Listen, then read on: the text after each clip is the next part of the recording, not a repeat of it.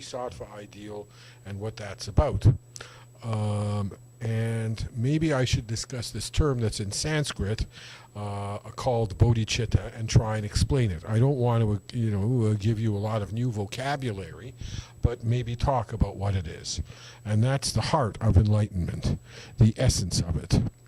And I'll talk more about, there's two kinds of bodhicitta, one that's relative and one that's absolute.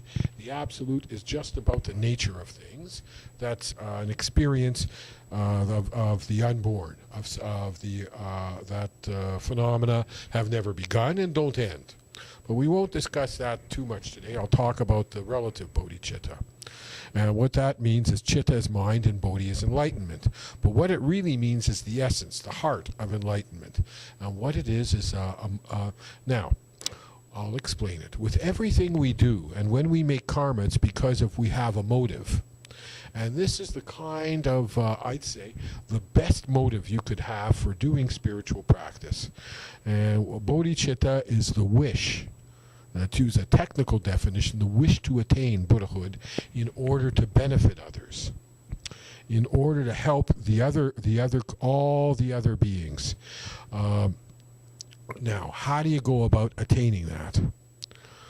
First, you consider that all the creatures that are alive have been one's mother in the past, or our father, or our closest one to us. And we consider the kindness of our father, mother, brother, and we make the determination to want to repay that. Now, when we consider the kindness of father, mother, who helped us from when we were small, certainly we want to help that. Now, all the beings around us were at one time our mother or our father. So we have to have an attachment to all of them. Not just a cold indifference, but an attachment to every single one. That's what this teaches.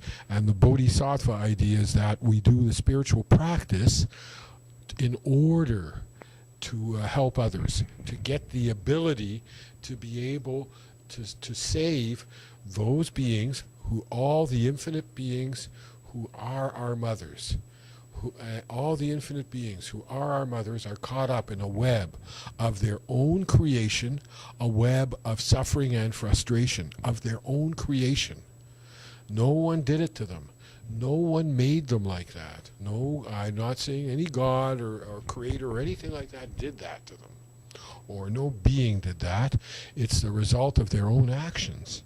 And so they, and a lot of what they do to get out of this is inefficient.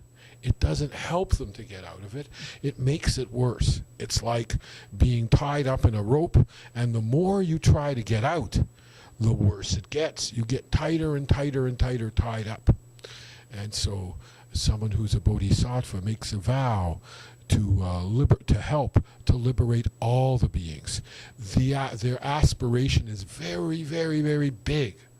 It's not just they don't practice meditation in order just to make more money or to get more friends or to make things better in a temporary way. Their goal is very, very big, and they keep that foremost.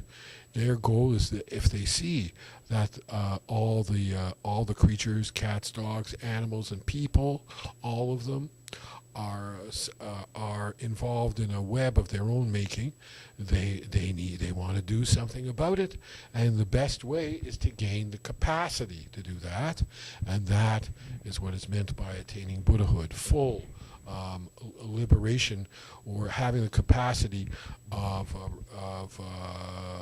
being able to show the people show the beings how to remove that suffering.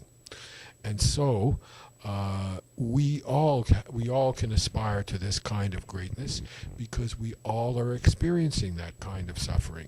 We're all in the same boat, and because of that, we have a soft point in us.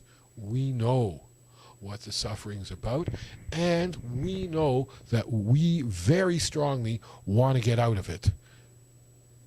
if someone's been an alcoholic or something like that, involved with something really bad, at some point they get to a point where they can't stand it any longer and they want to get out.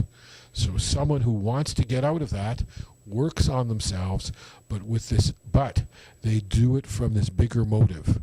They know that all the other creatures are like that, and they're not satisfied just with working for themselves. That is probably the greatest ideal, spiritual ideal, known to humanity, of the Bodhisattva, who endlessly continues in cyclic existence, in the suffering, in this dream that we create in order to help the others who may not know about it. And he doesn't believe that they're poor and stupid. He sees that they are Buddhas themselves. They may not know, and that is what guides him and motivates him. Okay.